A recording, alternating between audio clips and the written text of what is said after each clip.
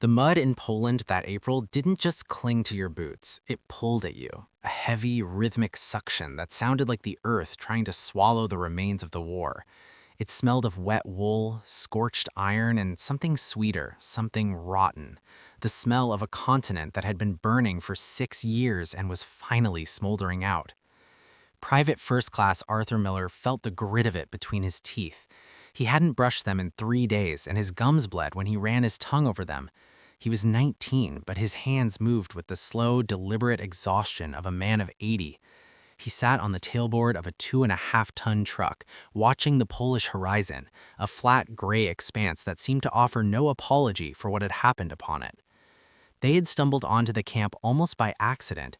The maps were unreliable, smudged by rain and the rapid shifting of the front. It wasn't one of the big death factories, the ones with the chimneys that never stopped smoking, but it was a subcamp, a collection of low-slung wooden barracks surrounded by wire that sang in the wind. And inside were the women, hundreds of them, Polish resistance fighters mostly, survivors of the Warsaw Uprising who had been dragged across the border to rot in the mud. They stood behind the wire, ghosts in tattered striped coats, their eyes so large and dark they looked like holes burnt in their parchment. Miller's unit, part of the 10th Armored, didn't have orders for this. They were supposed to be pushing toward the Elbe, but the sight of those faces stopped the gears of the great American machine. The captain, a man whose nerves were frayed to the point of silence, just gestured toward the back of the supply trucks. "Feed them," he said. His voice was a dry husk. "Just feed them." But you can't just feed the starving. Their stomachs have shrunk to the size of a fist, and their minds have shrunk even further, coiled around the singular, agonizing point of survival. The Americans didn't have medicine to spare, but they had logistics. They had the abundance of a country that hadn't been bombed, a country where the factories ran on 3 shifts and the wheat grew taller than a man. And in the back of Miller's truck, there were the number 10 cans. These cans were the heavy, silver-gray symbols of American democracy. They weren't elegant, they were industrial. Each one weighed over 6 pounds, filled with a dense, dark powder that smelled of a childhood Miller could barely remember. It was the cocoa, not the thin, watery stuff the Germans gave their officers, but a thick, fortified sludge of sugar, milk solids, and fat, especially fat. In 1945, fat was the rarest currency in Europe. Miller took a bayonet and punctured the lid of the first can. The hiss of the vacuum seal escaping was the first sound of peace he'd heard in years. It was the sound of a pressurized world finally exhaling. He watched his sergeant, a bruiser from Chicago named Kowalski, set up a gasoline-fired M1937 field range. The blue flame roared, a defiant, angry sound in the middle of that silent gray field. They boiled the water in massive galvanized pots, the kind you'd use to wash clothes in back in Indiana. Then came the powder. As Miller poured the cocoa into the boiling water, the steam rose in a thick, chocolate-heavy cloud. It was an invasive smell. It didn't belong in Poland. It didn't belong in a place of mud and wire. It was the smell of a diner in Ohio on a Sunday morning. It was the smell of a mother's kitchen. It drifted across the clearing, toward the barracks, and the women stopped moving. They didn't rush the fence. They didn't scream. That's the part Miller would tell his grandchildren 60 years later, his voice cracking. They didn't move at all. They just stood there, catching the scent, their nostrils flaring. One woman, her head shaved and a jagged scar running from her temple to her jaw, gripped the wire so hard her knuckles turned the color of bone. She looked at the steam as if it were a ghost. "They think it's a trick," Kowalski whispered. He was stirring the pot with a clean shovel handle. "They think we're going to make them work for it, or worse." The history books talk about the liberation as a moment of cheering and flags. It wasn't. It was a moment of profound, terrifying suspicion. These women had spent years in a system where every gift was a prelude to a blow, where every extra scrap of bread was a reason for a guard to kill you. They stood in the mud, their wooden clogs sinking, and they held their breath. They held it because they were afraid that if they inhaled too deeply, the dream would shatter and they'd be back in the barracks with nothing but turnip soup and the smell of death. Miller filled a canteen cup.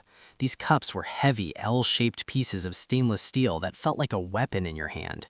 He walked toward the wire. He didn't know the word for friend. He didn't know the word for safe. He just held the cup out, the steam curling around his fingers. The woman with the scar didn't reach for it. She looked at Miller's face, searching for the cruelty she had come to expect from a man in a uniform. She saw a boy with red-rimmed eyes and a chin that hadn't seen a razor in a week. She saw his shaking hands. Finally, she reached out. Her fingers were like bird claws, cold and dry. When she took the cup, she didn't drink. She just held it against her chest. She closed her eyes and took one long, shuddering breath, drawing the steam into her lungs. Then another. She was testing the reality of it. The heat of the metal seeped through her thin coat, and for the first time in 3 years, she felt something other than the biting cold of the Polish plain. A murmur went through the crowd of women, a low rhythmic sound, like a prayer or a sob. "Czekolada," one of them whispered. "Amerykańska czekolada." The Americans worked in silence. They didn't talk about the war or the girls back home. They just opened can after can of that dark, sweet powder. The number 10 cans piled up in the mud, a silver mountain of logistics. This was the American way of war, not just bullets and tanks, but the sheer, overwhelming volume of stuff. The ability to bring 1,000,000 gallons of chocolate to a frozen field in the middle of a nightmare. It was a factory line mercy. Miller watched as the women began to drink. It was a physical shock to their systems. The sugar hit their bloodstreams like a drug. Some of them began to shake uncontrollably. Others sat down right there in the mud, cradling the cups as if they were holy relics. They drank slowly, savoring the grip of the undissolved powder at the bottom, the fatty film that coated their tongues. It was the taste of a world that still functioned. It was the taste of a world where things were made for pleasure, not just for destruction. There was a girl, maybe no more than 14, though she looked like an old woman. She took her cup and walked over to a woman lying on a heap of rags near the barracks door. The woman on the rags was dying. You could see it, and the way her chest barely moved, the way her skin had taken on a translucent yellow hue. The girl knelt and dipped her finger into the chocolate, then pressed it against the dying woman's lips. Miller turned away. He felt a sudden, violent urge to vomit, not because of the chocolate, but because of the sheer, senseless scale of the waste. All those years, all those lives, and here he was, a kid from Indiana handing out cups of cocoa as if he could wash away the blood with sugar and water. "Hey, kid," Kowalski said, putting a heavy hand on his shoulder. "Keep pouring. Just keep pouring." That was the only thing they could do. They stayed there for 6 hours until the last can was empty and the sun began to dip below the horizon, turning the Polish mud into a sheet of hammered copper. The women had retreated into the barracks, but they didn't go back to the darkness. They sat in the doorways, the empty canteen cups still gripped in their hands, the smell of cocoa lingering in the air like a benediction. The U.S. soldiers slept in their trucks that night. Miller lay on a pile of empty burlap sacks, listening to the hum of the Jeep engines idling nearby. That hum was the heartbeat of the army, a constant, reassuring vibration that meant the fuel was still flowing, the supplies were still coming, and the world was still turning. He thought about the silence of the women. Why had they held their breath?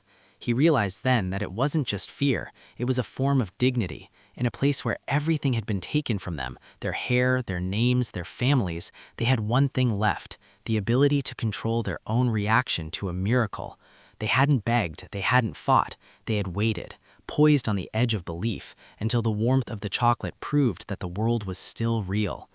History is often written as series of grand movements, of treaties signed in gold-leafed rooms and generals pointing at maps. But for those women in Poland, history was the weight of a stainless steel cup. It was the sound of a vacuum seal breaking. It was the moment they stopped holding their breath and swallowed, feeling the heat of a distant industrial kindness slide down their throats.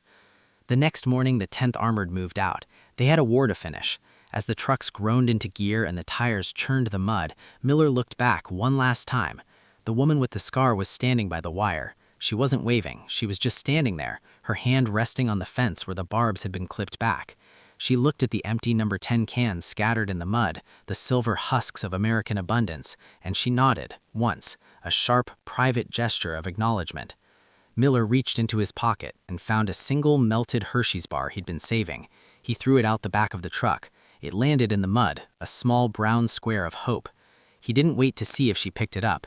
He just sat on the tailboard, watching the Polish horizon, feeling the vibration of the engine in his bones, wondering how many cans of cocoa it would take to fix a broken world. The answer, he knew, was more than they had, but they had started, and in the middle of a gray field in 1945, that had to be enough.